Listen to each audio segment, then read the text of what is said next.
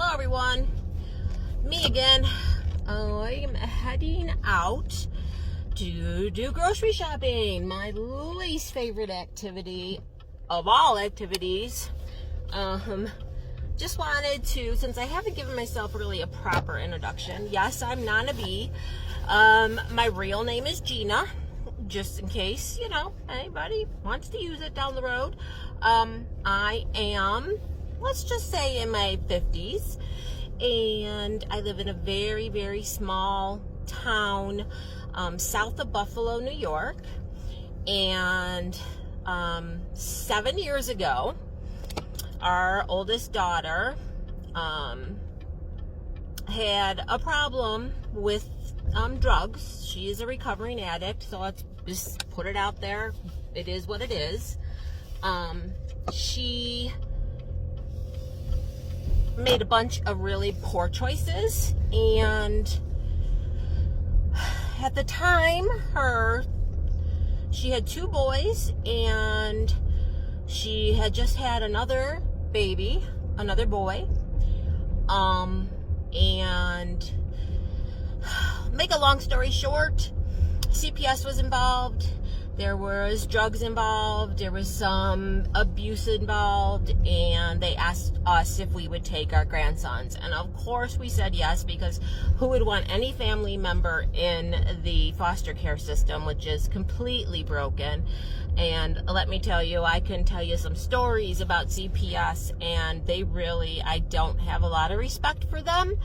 And a lot of that is because of our experience with them. Well, our daughter ended up violating probation, and at this time her youngest son's father OD'd and passed away, and she was pregnant again, another boy. She violated probation, ended up in the county jail, and had the baby while she was in jail. We, of course, went right to the hospital, went to the court, got emergency custody. A lot of court cases later, a lot of family court, which, let me tell you, I don't ever want to go back there again. My husband and I gained full custody of all four boys. Our daughter went through a lot, and we went through a lot. So I have a lot that I can offer advice-wise, or even telling my experience-wise with any other parent that might be going through this, or a grandparent who's took their children in. Love my daughter to pieces. She's got her life together. She's got a job. She's married now. But the toll that the drugs took on her for all those years has made it where she cannot financially or emotionally or mentally handle raising children. So the boys are with us until they're 18, and she comes and visits them. She's involved in their lives. She comes to activities. We all, we're a big family. We do a lot of family functions together. The boys know her as, they call her Mama Vicky, which, that's her first name. And she's been clean going on now 5 years.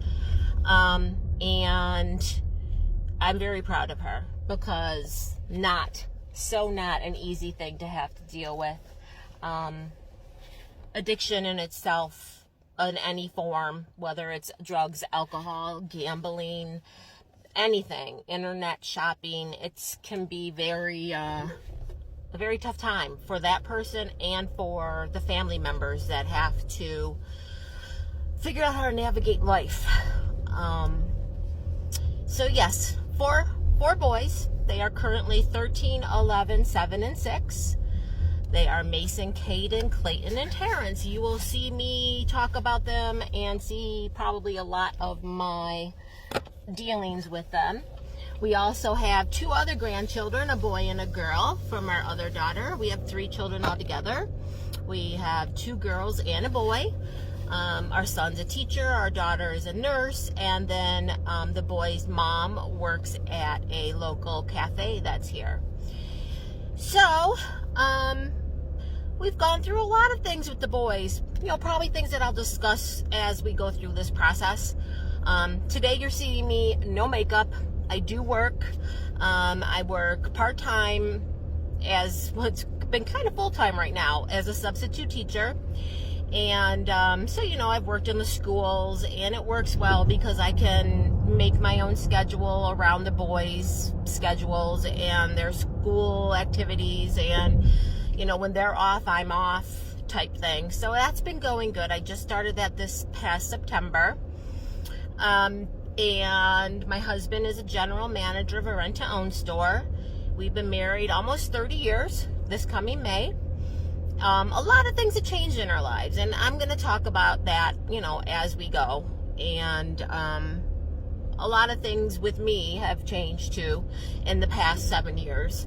And, you know, our lives have taken a different turn. We were empty nesters for 3 months before we regained custody of the boys. And I know I've been saying a lot, but I'm trying to drive and talk to you at the same time. I'm going grocery shopping. Grocery shopping is a very difficult task. Having 4 boys who eat a lot and having a budget, we're up to about $800 a month on just food. So that doesn't count anything else to do with them. You'll see me on days that I work. I'll do some videos of, like, you know, my morning routine when I'm working, and how I can, you know, make this face look like a face that I want to go out and, you know, go to work with. I'm heading right now to a store called Save-A-Lot. It is very much cheaper than the big grocery stores. I don't get name brands things. I work with what I can afford, and I've joined a wholesale club, so I go to BJ's and I do buy things in bulk that can last us a month, so that, you know, it also saves us some pennies.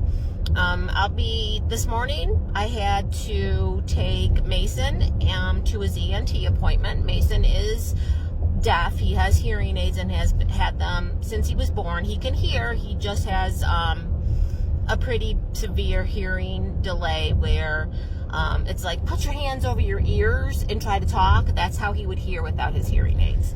So he had to have his 6-month checkup today. Everything is good and stable with him. Need to find him an allergist. He had his tonsils and adenoids removed 2 years ago. Things have been going pretty good. He does have sleep apnea. He has fatty liver disease. So there's some stuff that we are trying to maneuver with him. And then I had to take the baby, the 6-year-old, his name is Terrence, to Now Urgent Care to have a pre-op COVID test, because on Thursday he is having his tonsils and adenoids removed, and he is having a little ear pit that he was born with. It's a little teeny tiny hole right above his ear, and it can cause infections down the road, and it's just starting to, like, grow hair out of it and stuff. So the doc is like, you know, we just need to go in there, clean it out, and seal it up while we're doing it, and he's out at one time. Terrence is not a good patient. Terrence screams and cries. When he's had tubes in when he was a baby, he ripped his IV out of his arm, and he was like 2 years old, and he flailing his arms all over, and there's blood spurting all over the place. So I'm not looking forward to Thursday or the next week after that I have to be home with him. So that's just a little synopsis of who I am. I'm a nana of 6, so I'm queen nana bee. 4 that I'm raising, and 2 that live with their mom only 10 minutes away. I love all my grandkids just the same. And I'm very proud of the family that we have raised, and everything we've gone through and everything we are still going to go through. We're still here. We're making it.